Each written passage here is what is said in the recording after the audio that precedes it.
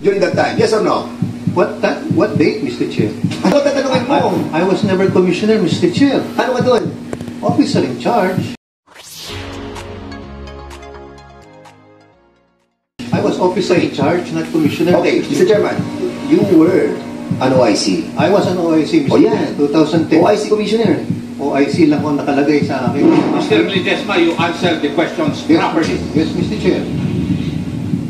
Who proposes changes in the policy? Is it the SOJ or it should come from the commissioners? It can be a proposal submitted by the board. It can be a proposal submitted by the commissioner, Mr. Chair. So in other words, pwedeng manggaling sa inyo. Pwede manggaling sa inyo. Yes, Mr. Chair. 99%, ganun din yun. Dahil pag sinagot, tinatanong ka lang niya kanina kung nag-commissioner ka eh. Alam mo, nakakalungkot, yung pastillas gang na sinasabi na, napalitan niya ng pipino gang. Pipino. Mga peking Pilipino. Bakit naging OIC ka? Dahil walang commissioner? Yes, Mr. Chair. O ibig sabihin, ikaw ang commissioner.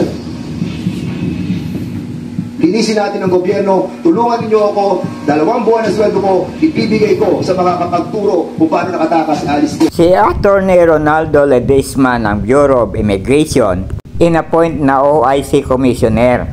Pilosopo kong sumagot, OIC lang daw siya.